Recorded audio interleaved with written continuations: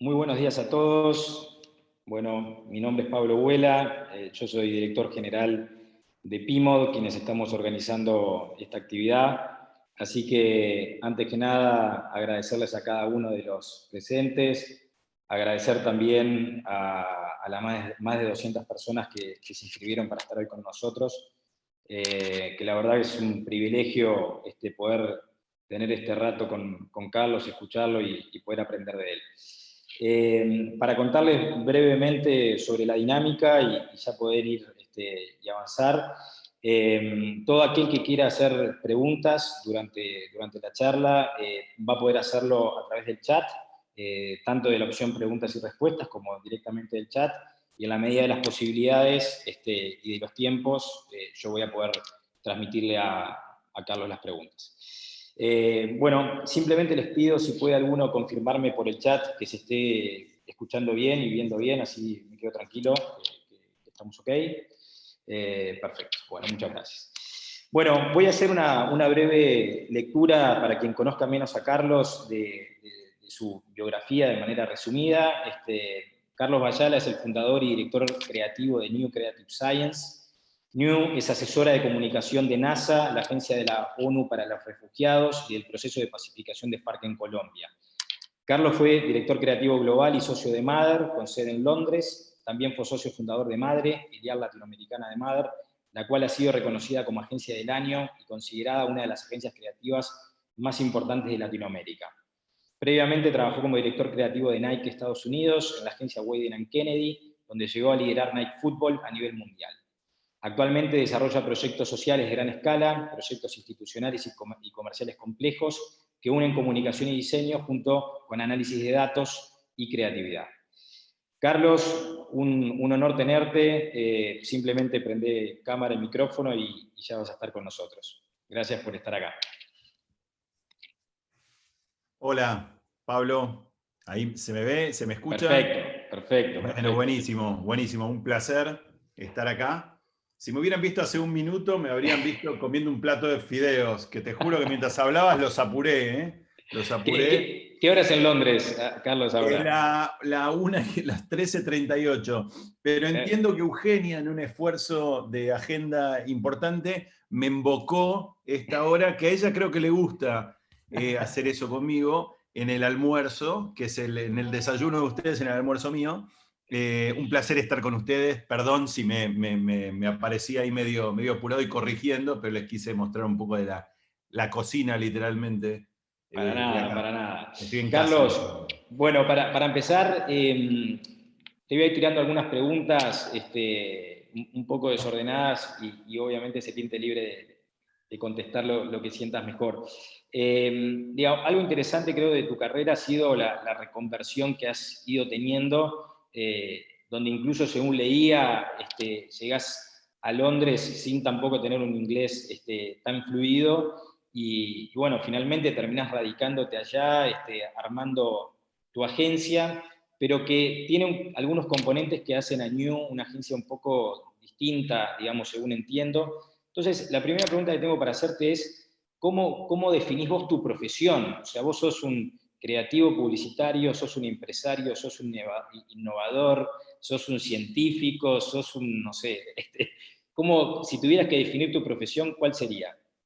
Bueno, a mí hay algo que yo le comentaba ayer a gente de mi propio equipo, que creo que hay algo así que podríamos definir como una ambigüedad planificada en esto, que me parece que es importante sostenerla. ¿Qué quiere decir ambigüedad planificada? Que es estas dos palabritas juntas. Quizás es esta ambición de no sentirnos extremadamente cómodos en una posición o en un rol, sino al forzar otros músculos, como cuando alguien se cepilla los dientes con la mano izquierda si es derecho o al revés, es empezar a elaborar a partir del ejercicio otras formas de pensar. O sea, empezar de alguna manera a inaugurar una suerte de polimirada, en donde digas, bueno, yo no soy esto, pero si yo me pongo en los zapatos de esto, si yo elijo personas que trabajan conmigo, que vienen de estos territorios y demás, me voy a forzar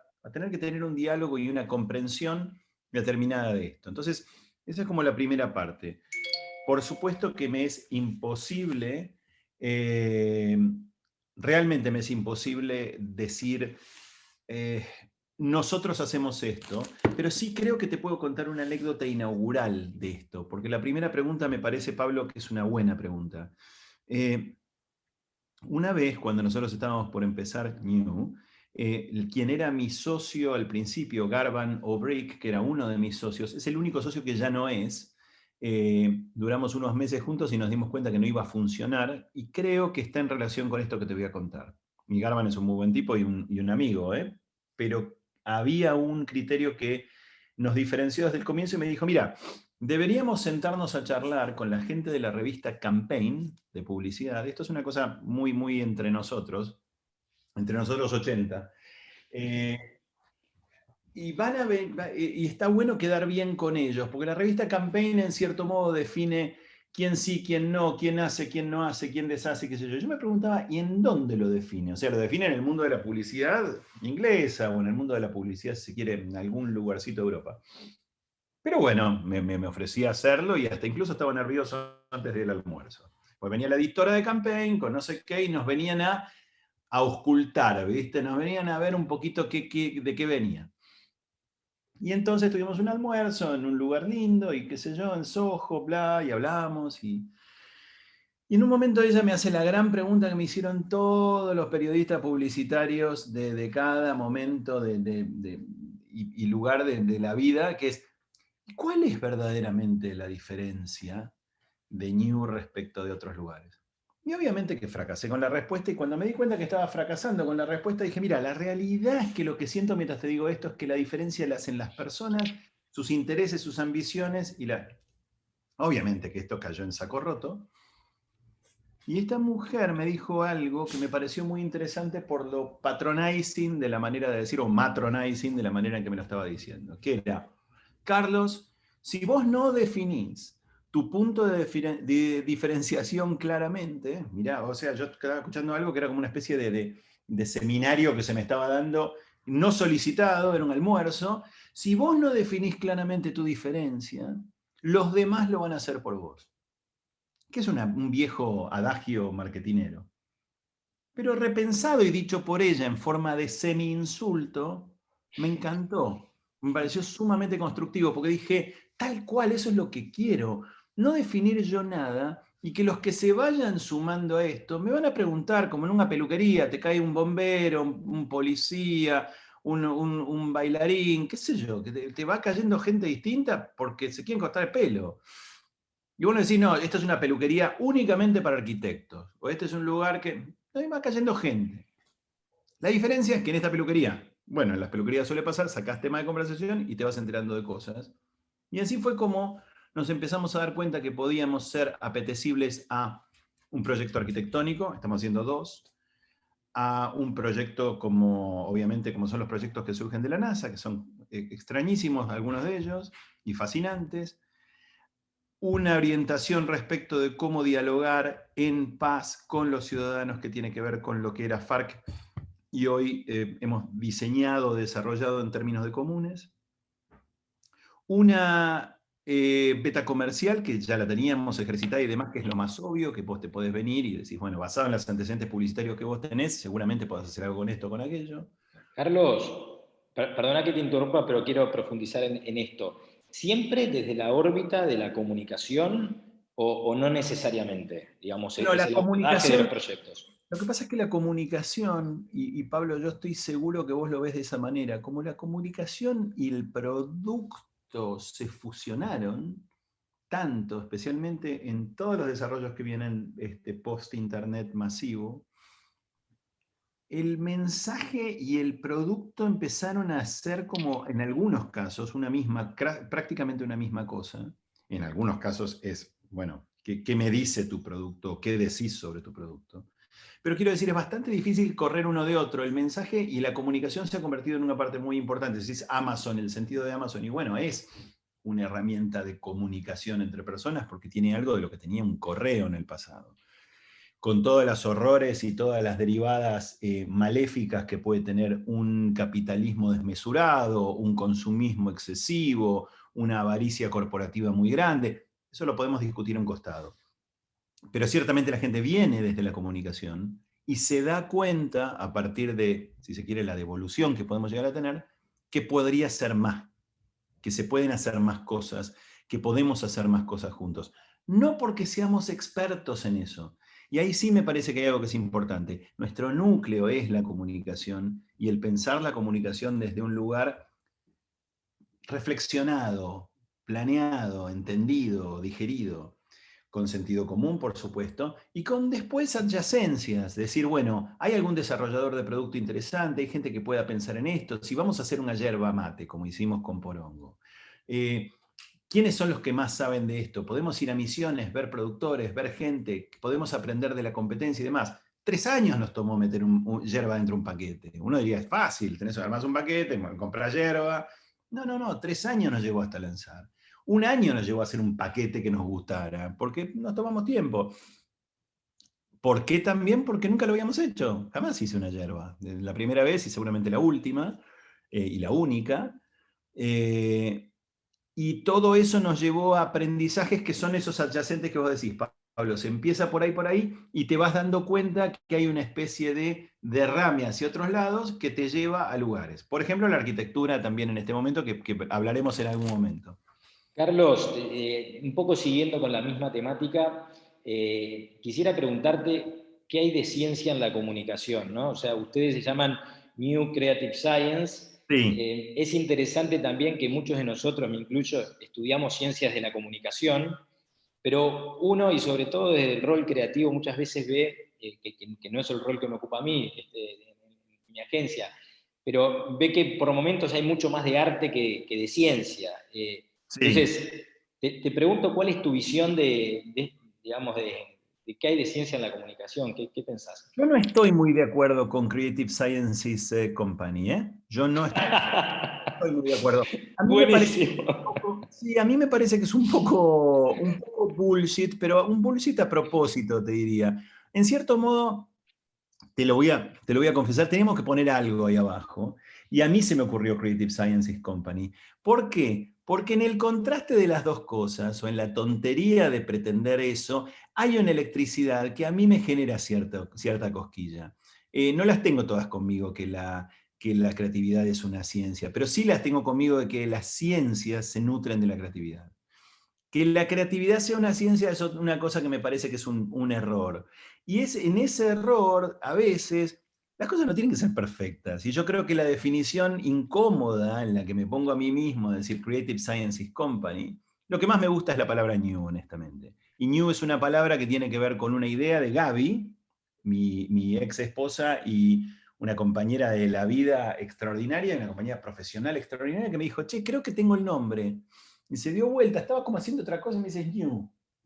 Y me pareció genial por lo simple y sobre todo porque nos obligaba entonces, para siempre, a hacer una cosa a través del tiempo. Es como si una pareja se casara y dijera, vamos a ser novios, en vez de decir que vamos a ser marido y mujer, ¿no? Y que en esa ceremonia, qué sé yo, ¿verdad? Se establece algo inverso, que dice, bueno, de ahora en adelante vamos a ser novios, esto es importante que yo, y quizás en algún momento determinado vamos a ser relativamente desconocidos, que es lo que pasa muchas veces con las parejas a los tantos años. Y en cierto modo este new nos encañona o nos pone de alguna manera en esa posición incómoda de decir, bueno, mejor que justifiquemos que nos llamamos new, porque vamos a estar en el horno. Eso es un poco, y lo de Creative Sciences sí también, tengo que decir, tiene una influencia de Alex Pentland. Alex Pentland es socio de New, es mi primer socio, la persona que fui a ver a MIT y que nos ha ayudado fundamentalmente a entender toda la parte analítica en la que nos podíamos meter.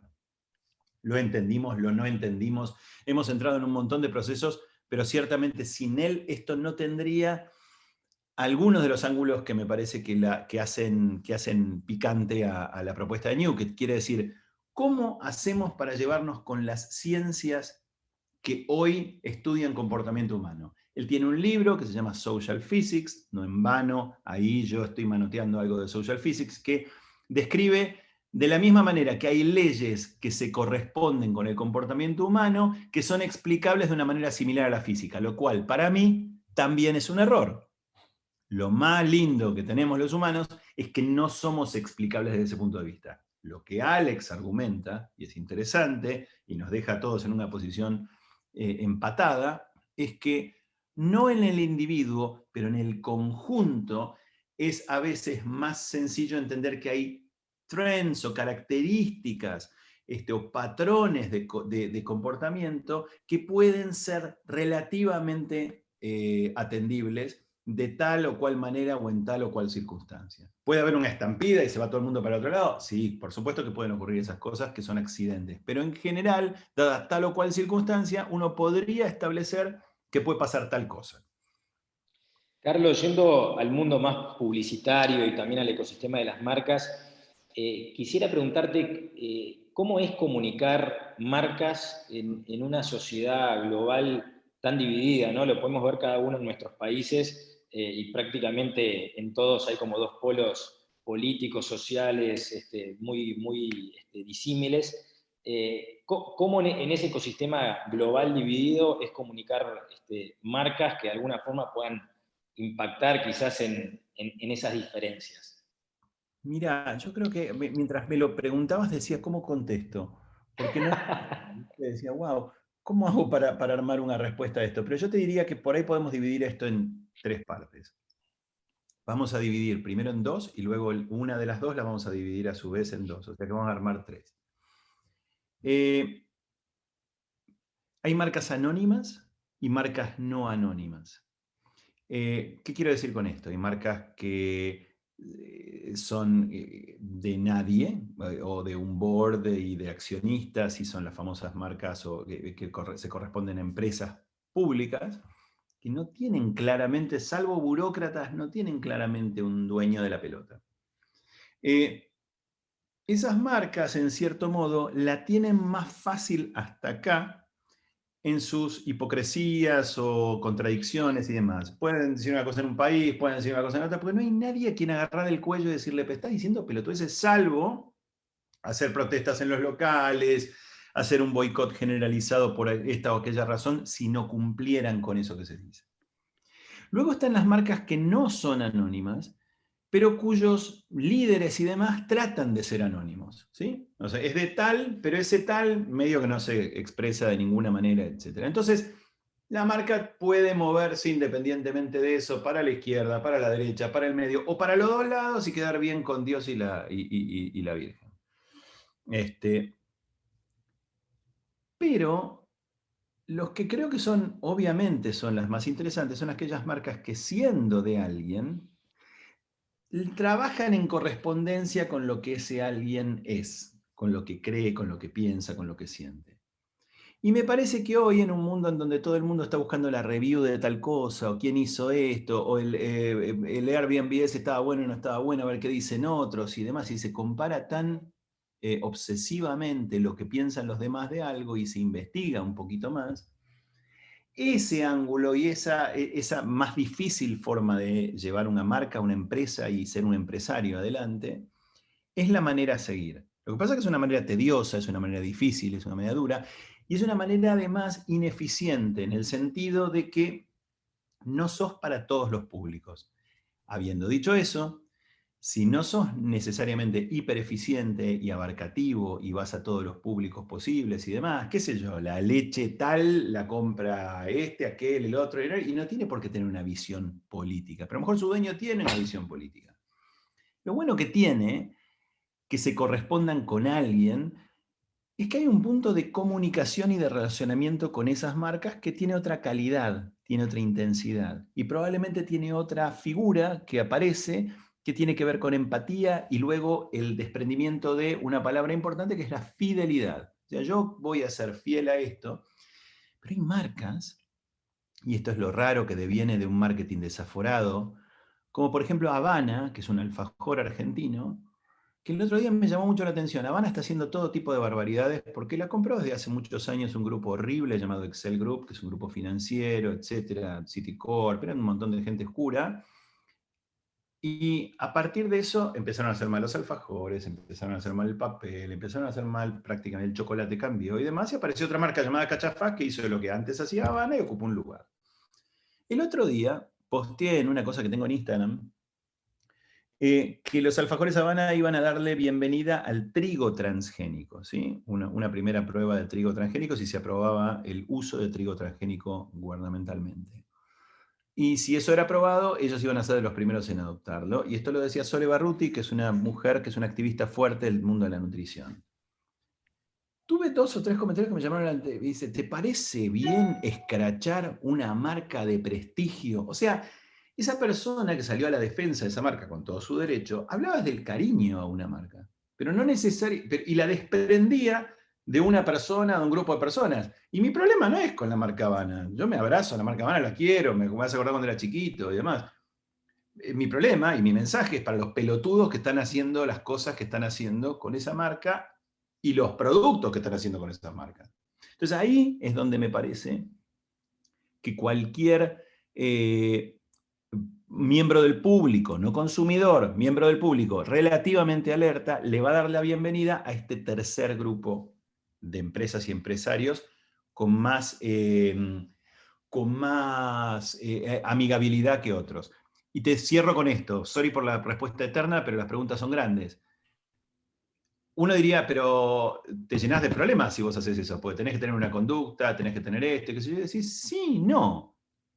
Porque si sos lo suficientemente honesto, y esto está demostrado en algunos dueños de empresas que han hecho pavadas tremendas, Elon Musk fumándose un porro en un programa de radio diciendo pavadas que hicieron que las acciones cayeran y demás, el público se acostumbra a también diferenciar. Che, el líder podrá tener momentos de debilidad, ser infiel con no sé qué, ser verdad, pero que forma parte de su vida privada, pero esto lo sigue haciendo bien. Eso también es una cosa que me parece que es importante entender. Alineado con esto, te pregunto, digo, quizás ya me lo respondiste, pero quisiera ir un poco más en profundo, si todas las marcas tienen que tener un propósito. Recuerdo en el curso de Bayala Gratis que hiciste el año pasado, que sé que ahora después nos vas a contar alguna novedad de lo que se viene, hablabas de este tema del propósito de las marcas, y quisiera ir a eso, ¿no? O sea, todas las marcas, o un yogur, un detergente, o sea, todas tienen que tener un propósito por detrás o no necesariamente. Bueno, depende, hay como también una división de 2 propósitos. Si el propósito de un yogur es hacer bien yogur, es bienvenido el propósito. O sea, ese es el propósito que deberían tener. O sea, el propósito primero que tienen que tener las cosas es que tienen que servir. Realmente tienen que servir. Creo que realmente se terminó la era de la inservibilidad o lo que sea. El, viste, crear cosas para producir cosas a partir de la oportunidad que son un semiverso para lograr tal cosa y son éxitos de marketing, qué sé yo me acuerdo que existía la pulserita que usaban los surfers para mantener el equilibrio, que tenía un imán y demás, esas chantadas que salen en algún momento, se fabricaban en China facilísimo, 500 millones, y se creaba un mito alrededor de eso y se generaba tal cosa y tal otra. Pero si el primer propósito de aquello que se crea es fiel con la esencia de sí mismo como producto, ya ahí tenemos un primer propósito cumplido. Luego está el propósito, si se quiere, ajeno o extrínseco al producto en sí. Un yogur. ¿Tiene por qué decirme su afiliación política? ¿Tiene por qué hablarme de el transgender? ¿Tiene que hablar? Bueno, sí, en la medida que esté haciendo algo al respecto que sea interesante o que sirva y demás, no solo por una cuestión de comunicación o por llegar a más gente. Hay una marca de vodka, o de vodka, sí, Smirnoff, que hace unos años hizo una cosa que decía, we are open, ¿no? ¿Qué quería decir? We are open, decían, somos abiertos. We are open. Open to gay, to straight, to this, to that, to ambiguity, to sexual this, to pa. Decís, bueno, es una visión linda del mundo, pero luego pensás un poquito más y decís, no, pará. Vos sos una botella que está abierta a cuanta boca esté disponible. O sea, vos lo que me estás diciendo, cuanto más boludo me compren, mejor. O sea que somos open, no sabés, mira, si sos extraterrestre, pero te lo podés garpar esto y qué sé yo, ay, no sabés lo open que somos con los extraterrestres también. Y si sos extraterrestre gay, lo mismo, fantástico. Y decís, y le empezás a ver el pelo al huevo y te das cuenta que en algunos casos esos discursos, no estoy diciendo que siempre, pero en algunos casos esos discursos pueden ser discursitos, que se disminuyen por una cuestión bastante facilonga que tiene que ver con profitability. Y ahí es donde empiezan a haber algunos peligros. Levanto una pregunta acá del público, de Alejandro, que pregunta, ¿la honestidad es la nueva creatividad? ¿Qué opinas de eso? Para mí, linda pregunta, y para mí es, honestidad es una vieja, hermosa costumbre, que me parece que siempre fue difícil de ser practicada por todo el mundo y por toda la humanidad. Y yo creo que lo que quiere preguntar, no sé el nombre de la persona que hizo la pregunta. Alejandro. Lo que Alejandro quiere preguntar también es, o intuyo que es la pregunta es, ¿no estamos cansados de demasiada creatividad y a veces es más fácil decir las cosas como son? Y ahí estoy fuertemente de acuerdo con Alejandro en que antes de ponernos a hacer creatividad, lo que deberíamos pensar es si esto que estamos haciendo está bueno y si decirlo simplemente aporta algo. Y luego si se le agrega una decoración linda o un rulo a lo que sea en el mensaje, de hacerlo con buen gusto, bien escrito, con ingenio y demás, nada más, es un valor agregado, no un valor sustitutivo. ¿Sí? Al vacío. Ahí Álvaro García dice, podríamos definir la campaña Dream Crazy de Nike con Kaepernick como una forma de... No, bueno, la razón por la que esa Dream Crazy no está mal es porque Nike tenía para perder ahí. Y ahí te das cuenta, Smirnoff diciendo We are open, no vas a perder a nadie, vas a la noche, te la jugás con eso, y qué sé, ¿quién te va a decir? ¿Viste? No. Te das cuenta cuando los discursos no son discursitos, no estoy diciendo que Nike sea un líder para mí político, ético extraordinario, ha cometido miles de errores, pero en ese caso en particular lo que creo que conmueve es el hecho de que tenían mucho para perder. Se pusieron en contra de los republicanos, gente quemó las zapatillas, gente tiró las zapatillas, vamos con Reebok, que le hacemos un boicot, esas boludeces que espasmódicas que duran 3 días. Y la verdad es que los tipos se lo bancaron, pero lo que pasa es que hoy esas respuestas espasmódicas despiden CEOs, CMOs, miembros del board, un montón de gente desaparece del planeta por eso, y otros tipos se la jugaron. Entonces, cuando tenés algo para perder, discursito, no, discurso. ¿Sabés que me llevaste con ese comentario de dura 3 días a preguntarte cómo te llevas con lo efímero de la publicidad, ¿no? O sea, vos venís de mucho tiempo trabajando en la industria donde, digamos, imagino, yo estoy hace menos tiempo que vos, las cosas duraban un poco más, ¿no? Desde una producción audiovisual, una pieza de radio, etcétera, o sea, tenían un mayor uso que hoy pareciera todo acabarse en corto tiempo. ¿Qué opinás de eso? Me llevo bastante bien, pero ¿por qué? La característica de los humanos en los últimos 100 años calculo que han sido de un aumento de la ansiedad muy grande y todos nos desprendemos en cierto modo de formas de ansiedad. Entonces, quizás lo bueno que tiene la publicidad y lo interesante que tiene el mensaje hoy es que rápidamente te empezás a dar cuenta de cosas, rápidamente. Esas cosas superficiales que te llegan y demás son reacciones, y esas reacciones te llegan muy, muy rápido y te hacen ver y hasta incluso te hacen corregir cosas. Con lo cual, no me llevo mal con lo inmediato. Sí creo, vos decís efímero, que es distinto, que tiene que ver con algo que en definitiva está vacío. Y ahí es donde entro en situación, por supuesto, de muchísima bronca y muchísimo rechazo. Pero lo efímero, lo vacío, es de vuelta, creo yo, relacionado con qué clase de producto estás haciendo y qué cosas estás haciendo. Cuando nosotros empezamos con la yerba, pues lo pongo como ejemplo nuevamente, pero digo, dijimos, che, esto en 10 años va a ser un buen player, va a andar bien esta yerba.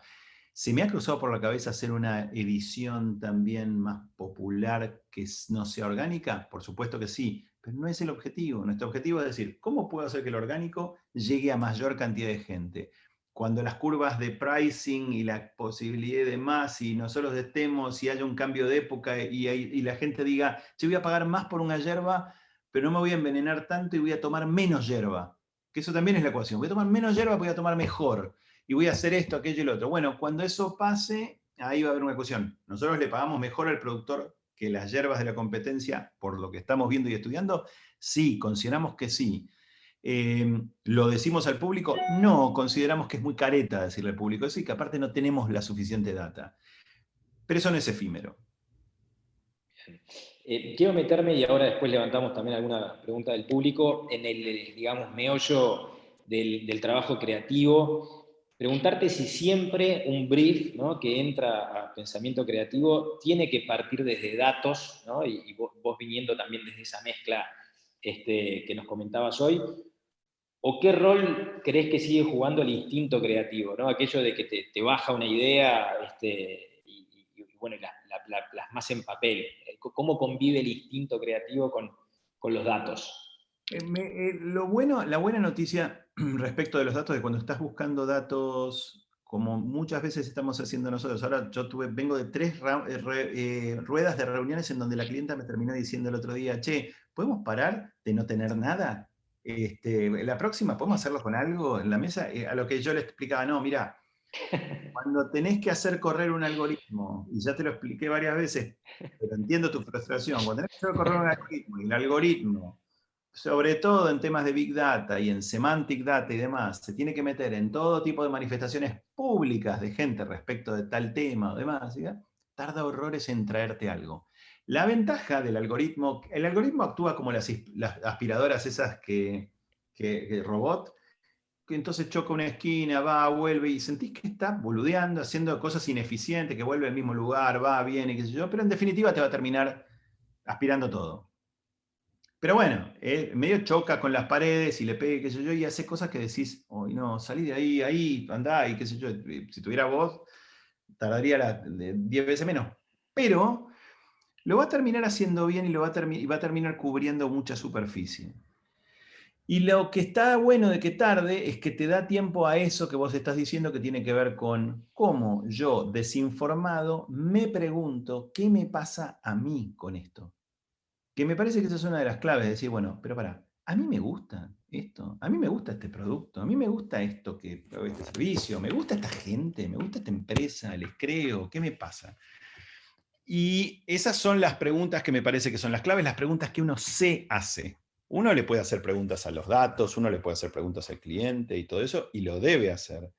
Pero uno tiene que hacerse preguntas. ¿Qué siento acá? ¿Cómo me siento?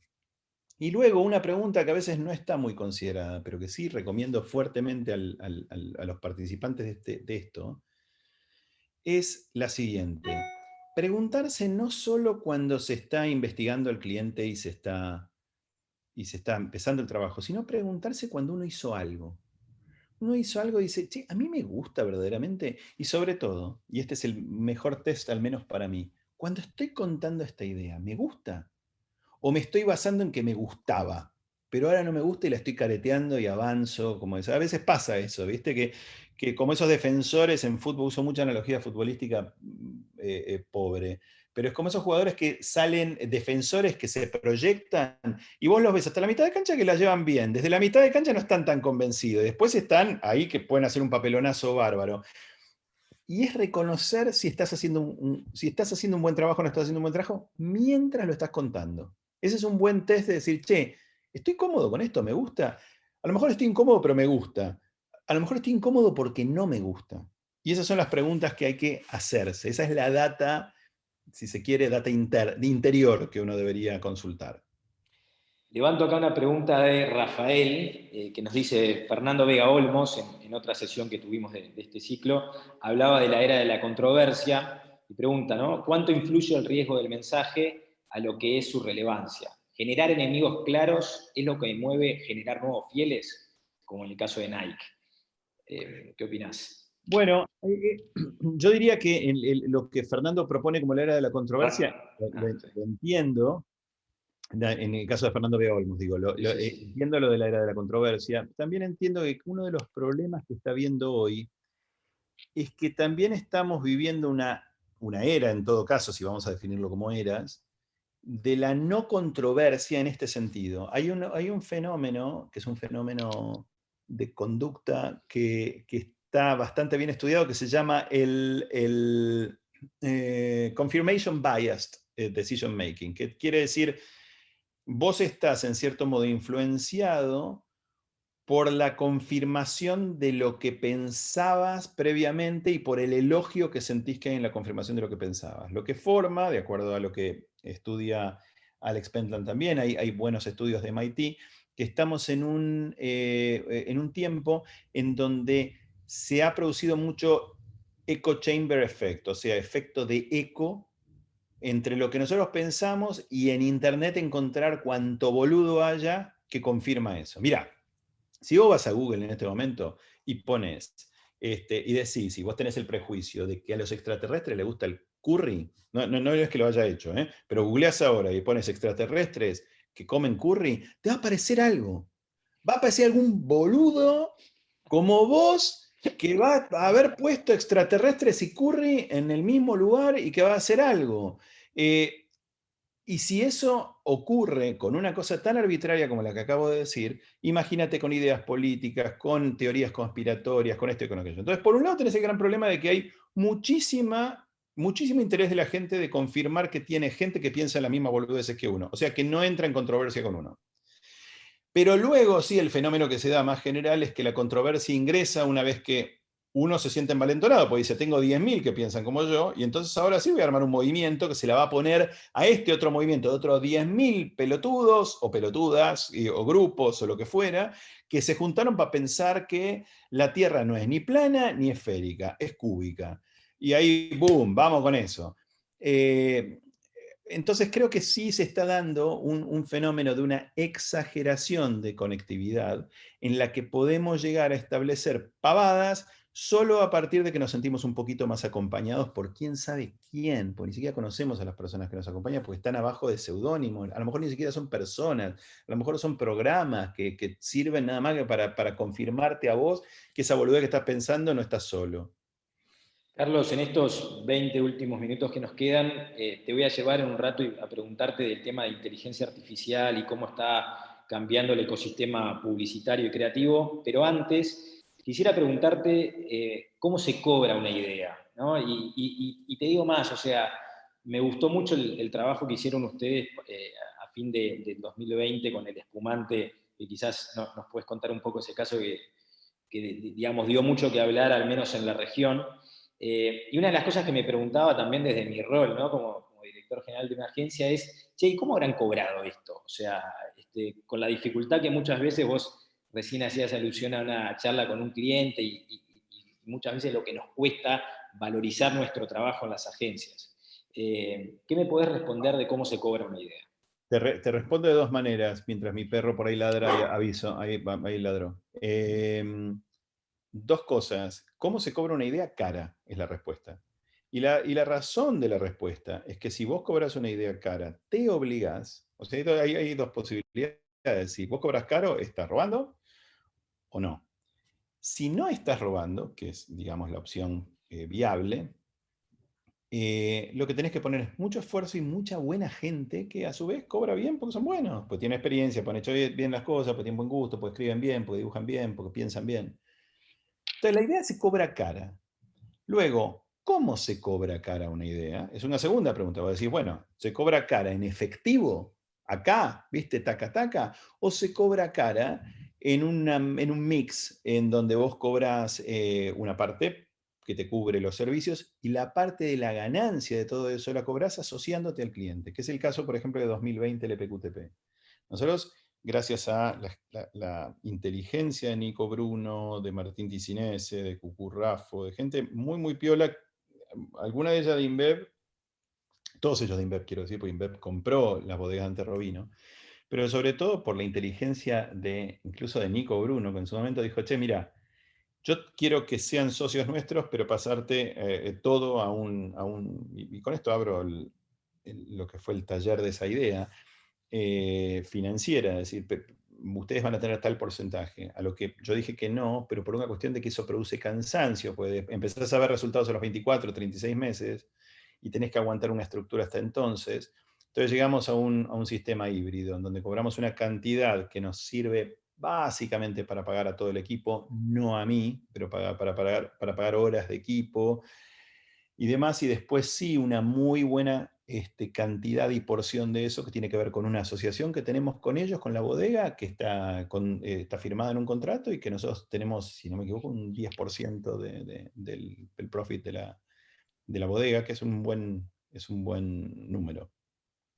Y bueno, te agradezco por abrirnos, digamos, esta información súper valiosa. Quiero llevarte, como te decía, ¿no? a esto de qué ves para el futuro. Y quiero leerte, el otro día veía que Nacho Zucarino, que es Head of Creativity de Google, decía, tarde o temprano los creativos vamos a terminar trabajando en dupla con un algoritmo.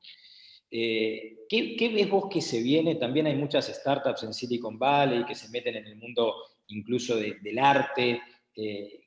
Digamos, ¿qué ves de ciencia ficción en todo esto y qué ves que pueda llegar a ser una realidad en los próximos 10 años? Es decir, ¿cómo interviene todo este mundo de la inteligencia artificial en el trabajo de la creatividad? Bueno, parto por la especulación de Nacho respecto de que tarde o temprano. Yo creo que temprano, o sea, hoy estamos, en este mismo momento estamos trabajando en equipo con algoritmos. Mientras estamos hablando vos y yo, operan determinadas inteligencias que hacen que vos y yo podamos estar teniendo este diálogo, con lo cual una enorme parte de esta ecuación, y vamos a decir que ni siquiera es 50 y 50 como podría ser un equipo, a lo mejor es el 80%, 90%, 99%, está dado por tecnologías que nos permiten comunicarnos. Pero lo interesante es que esas tecnologías, hasta acá, en muchos casos, abren la posibilidad de que vos digas lo que pensás y yo digo lo que pienso. Hasta acá yo creo no haber sido censurado, o mi voz cambiada, o mis palabras cambiadas. No soy una animación 3D por ahora, y hay un montón de cosas que uno se puede dar cuenta que son legítimas. Creo que uno de los problemas está en los planes que tienen muchos megalómanos de Silicon Valley y hoy de todo el mundo que está metidos en este mundo, que es el reemplazo del humano. El reemplazo de determinados humanos, que esta es una forma de genocidio, fallo, de genocidio limpio, en donde se opera haciendo desaparecer una cantidad de gente de su posibilidad de trabajo, de su posibilidad de opinar, de decir y demás, en favor de maneras más, entre comillas, eficientes. Y contratar muchísima menos gente muy capacitada en los rolcitos que tenés acá y allá y demás, ¿verdad? Y tratar de dejar que el resto... Y el problema de esas ecuaciones va a ser siempre, al menos mientras el ser humano sea, y las mujeres y los hombres de este mundo seamos quienes somos, nos va a generar una enorme antipatía. Porque se va a notar. Se nota que no les importa el resto de la humanidad a muchos de los personajes. A Zuckerberg se le nota y se le cae de la cara y se ve. A Jeff Bezos se le nota su antipatía por algunos aspectos de la humanidad. Y todos están en esta ecuación de decir, bueno, sí, amamos la amistad, amamos esto y qué sé yo, ¿verdad? Pero nos están usando de producto hasta acá, nos están usando de alguna manera de enablers de sus propios intereses y fortunas y demás. Entonces, creo que el gran problema no va a estar tanto en la ecuación de equipo, que me parece que es una ecuación que está ocurriendo. De hecho, el mejor ejemplo de eso pasó con el ajedrez. Se sabe que una persona no le puede ganar a una computadora. Nunca más en ajedrez, desde hace la singularidad, en el ajedrez llegó en, no sé, fines de los 90, si no me equivoco. Se sabe que una computadora contra una computadora es como medio paganzos estar mirando y demás, pero se sabe que una computadora con una persona le puede ganar a una computadora. Porque va a operar de maneras que en su colaboración van a ser de una forma de la arbitrariedad y del azar y de la intuición que se diferencian de esas otras formas azarosas con las que puede operar una computadora sola. El problema es que lo que creo que se está pensando es cómo las computadoras solas pueden hacer tal o cual cosa prácticamente enteramente, con beneficiados humanos, porque hay humanos que quieren seguir existiendo, que se pueden llegar a convertir en una especie de casta de beneficiarios. Y eso es un horror muy posible. Quisiera pedirte, Carlos, algún no sé, sugerencia, consejo, idea para tres grupos de gente que en parte siento que son en gran medida los que estamos representados acá somos. Para las agencias, o sea, ¿qué se te ocurre que podría ser una buena sugerencia de cara al futuro? Para los anunciantes y, digamos, para los medios, que también hay varios de los conectados que son parte de medios de distinta índole. ¿Se te ocurre algo que se te venga a la cabeza? Sí, sí, se me vienen varias cosas a la cabeza, pues son cosas con las que yo también estoy jugando. La primera de todas, la primera cosa que me parece que es importante, es volver a lo esencial que tiene que ver con todos, agencias, personas que trabajamos en empresas y personas que trabajamos en los medios, estamos vinculándonos unos con otros, por razones muchas veces primariamente comerciales, el micrófono de un ser humano. Oh, bueno, sí, no sé quién, pero vamos a silenciar. Ahí, Ahí, puede ser. ahí, dale. Ahí está. Perdón. Y es esta. Sea lo que sea que estamos haciendo, la pregunta, y más allá de que hay un aspecto comercial que a veces reúne a todas estas tres ecuaciones, los medios tienen que sobrevivir y para eso necesitan fondos y necesitan ser comerciales, y las empresas lo mismo y las agencias tienen que ser redituables para pagar el sueldo y demás, es ir a una pregunta anterior, que es, ¿esto que estamos haciendo, los tres grupos, sirve?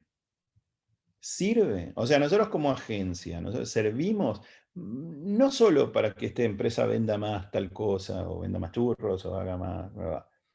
¿Sirve lo que estamos diciendo? ¿Le sirve a alguien que no compra? ¿Le sirve a aquel que es el fumador pasivo de esto que estoy haciendo? ¿Sí? Que se tiene que fumar esto que yo hice, que no elegí, de una empresa que no elijo, de un producto que no compro, de una cosa que yo. ¿Le sirve de algo? Esa es una pregunta que es importante porque ingresa la generosidad ahí y la gracia que vos podés tener como ser humano, y eso hace una diferencia muy grande. Puedo decir, Maradona como jugador de fútbol necesitaba hacer tanta piruete que yo, la razón por la que amábamos ver el fútbol de él es porque excedía el espectáculo futbolístico y se convertía en una especie de espectáculo de arte o lo que fuera, y eso pasó con inmensa cantidad de deportistas, y pasa con inmensa cantidad de deportistas. Estimo que Uruguay quizás no puede esgrimir eso, salvo que se tome como actividad artística, levantar por el aire a alguien en algún momento un patadón, un central hermoso y qué sé yo, y a eso a Uruguay le debo enormes alegrías, salvo el caso de Enzo Francescoli, que es la persona que vi generar más magia con una camiseta de River en mi vida. Entonces ahí sí tengo una de cal y una de arena, un elogio fundamental a lo que decís. ¿Era necesario que hiciera esto? No sé si era necesario. Claramente lo que fue es hermoso de ver y placentero. Entonces, si uno vuelve a esa cosa que es muy esencial, que es decir, che, esto sirve, esto le hace bien a alguien y demás, uno lo que tiene que pensar es cómo hace las cosas. ¿Cómo hace las cosas? Entonces, las agencias hacen las cosas con belleza. ¿Sí? Esto que hice es precioso, está bien escrito. Entonces, volver a escribir bien es algo importante. Por Dios, si es importante. Hay que volver a leer y hay que volver a escribir. Sí, hay que leer y reenamorarse de la escritura. Un guión bien escrito, ¿hace una cosa mejor? No lo sé, pero la reunión va a ser mejor si lo haces de esa manera. Yo el otro día briefé a un estudio de arquitectura con una cosa que estamos haciendo en conjunto para un proyecto en Portugal. Y ese brief yo lo que puse son las emociones que yo sentía con determinado terreno, que sintió mi hijo cuando lo vio, lo que nos pasó y demás. Y era una cosa medio poética, inútilmente poética quizás, pero que creo que a mí me sirvió hacerlo. Me dio esa media hora, no me aburrí, lo hice de una manera que me... Y luego lo visual, que tiene que ver con las personas que están vinculadas con lo visual, ya sea para social media, lo que fuere que es y demás. ¿Les da placer educarse visualmente? ¿Les genera placer ver una pintura, estos colores combinados, ver una performance, ver esto y demás? ¿Se vinculan con la parte artística de este asunto? Las empresas, de vuelta, vueltas al servir, ¿hacen las suficientes cosas como para darse cuenta que le están haciendo bien no solo a los que los favorecen con una compra, sino a todo el mundo y hasta incluso lo que excede a la humanidad, que es el planeta, animales y demás? Hay una ley que se acaba de aprobar acá en Inglaterra que tiene que ver con el reconocimiento de los animales como seres que sienten. Esto puede cambiar muy fuertemente un montón de causas que hay en términos de cómo tratamos a los animales en el mundo del tratamiento de animales industrial. ¿Llegará a las plantas en algún momento? Muy probablemente. Tercer punto que tiene que ver con los canales de comunicación o medios de comunicación. está comprobado que económicamente les funciona más a la mayoría de los medios la grieta que la no grieta. Está confirmado, ¿eh?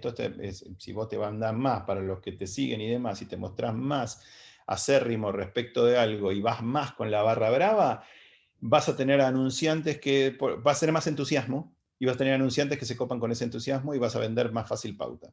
El gran problema es la corrosión que eso genera con ese medio. Falta de credibilidad, cansancio, dentro de 4 años esos barra brava se van a ir para otro lado y te van a considerar una especie de ejército de una forma de prostitución mediática y demás, porque se van a dar cuenta que servías para eso.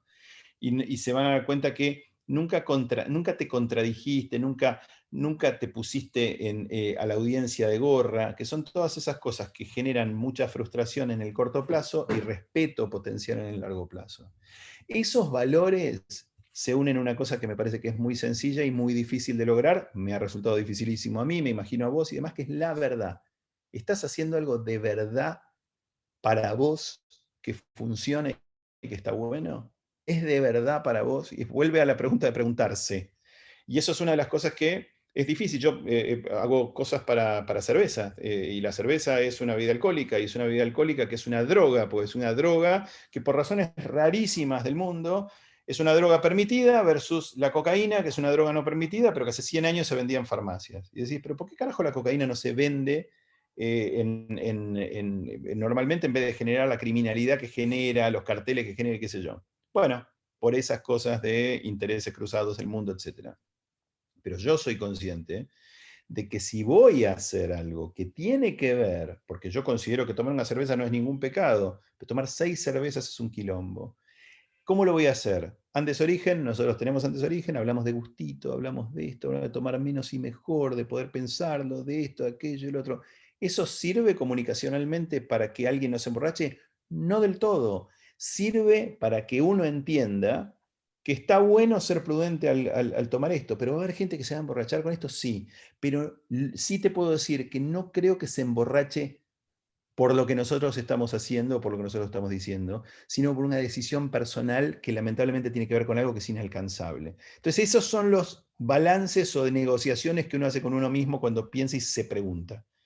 Carlos, aprovechando 2 minutitos que nos quedan para respetar tu tiempo y el de todos, vos que sos alguien tan lector, si hay algún libro que quizás estés leyendo, que tenés en la vuelta o que has leído hace poco que nos quieras recomendar, y por otro lado, también abrirte a que nos hagas la invitación que me comentabas antes de ¿Cómo no? conectarnos. Empiezo por ahí, Bayala gratis, segunda temporada. Me copio de Netflix y meto ¿Esto es segunda. una primicia? Perdón, ¿esto es una Sí, primicia? es una primicia, Bayala gratis, segunda ¡Vamos! temporada va a empezar la primera semana de junio, el jueves de la primera semana de junio, que si no me equivoco, ya les digo por el calendario, es el jueves 3 de junio, a las 22 horas de Londres, que son, creo yo, las 18 horas de Uruguay y de Argentina.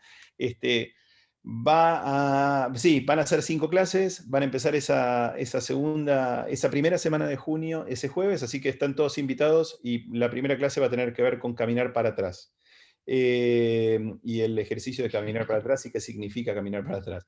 El, Eso es uno. Y respecto del libro, sí, se me cruzan miles, pero yo diría que uno que a mí me gustó mucho, en el que confluyen muchas fuerzas opuestas, a mí me hace muy, muy bien en la revisación que tiene que ver con con la década más fuerte de protestas sociales de los afroamericanos en los Estados Unidos. Obviamente Martin Luther King al centro de esto, pero el libro que yo recomendaría es la autobiografía de Malcolm X. La autobiografía de Malcolm X él la escribe en combinación con el que fue el autor de Raíces, no me acuerdo el nombre de él. Son conversaciones que fueron conformándose como libro, pero lo que creo que tiene interesante, especialmente para aquellos que de alguna manera estén interesados en las ambigüedades, en lo que uno hace, lo bueno, lo malo y demás, es un ser de enorme complejidad, empezó de un lado muy terrible, fue una persona que practicó el mal en muchos sentidos muy activamente, alguien con una enorme violencia explicable desde un background muy complicado de su vida, pero que hizo con su vida cosas extraordinarias y que me parece que sirve para entender. Y acá sí veo que hay alguien, Michelle, que dice, no faltaría ahondar en el tema de Internet y redes sociales, seguro. Creo que hablamos en su momento del echo chamber effect, lo que está pasando en las redes sociales con el confirmation bias, y yo sí pondría, creo que en Google lo pongo acá, que por favor evalúen los estudios que hay en el confirmation biased effect, ¿sí? Y el echo chamber effect en social media. Ahí está Carlos poniendo en el Y chat. también que lean, si pueden, Social Physics de Alex Pentland, que es mi socio, que me parece que a mí me hizo muy, muy bien, está bueno como libro. Y por supuesto hay montañas de libros, pero hay uno que es muy piola, que conviene por ahí, que se llama We Robots, que es interesante, que chequen a un tal Curtis White, que creo que se escribe de esta manera, Curtis White, que es un gran autor de especulaciones que tienen que ver con el progreso de la tecnología y las calamidades que se pueden esperar de la inteligencia artificial, que creo que es una calamidad muy posible y muy, muy, muy cercana. Acá Bruno dice, no leo. No, porque ya te ayudo, porque lo pusiste solo para los panelistas, pero para que ahí lo copié para todos. Sí, Carlos, bueno, respetando el tiempo, la verdad fue un enorme placer contar con vos. Igualmente. Te agradecemos enormemente a vos, a Eugenia, que también nos ayudó a que esto sea posible, y agradecerle a todos los que estuvieron presentes. Quiero, por último, agradecerle en especial al equipo nuestro de la agencia que nos ayuda y nos permite que nos podamos dar estos espacios, y a todo el ecosistema de la publicidad en Uruguay que también siempre nos da para adelante con este tipo de actividades. Así Buenísimo. que, Carlos, enorme placer, y ojalá Igualmente, podamos... Pablo, gracias y gracias a todos los que estuvieron y que se bancaron este rato. Y por supuesto, nada, si están dispuestos, nos veremos en Bayala Gratis. Abrazo muy grande. Vamos a aprender a caminar para atrás, ya veremos. Abrazo Claro. grande, gracias a todos. Chao, chao. Gracias, chao, chao, chao, chao.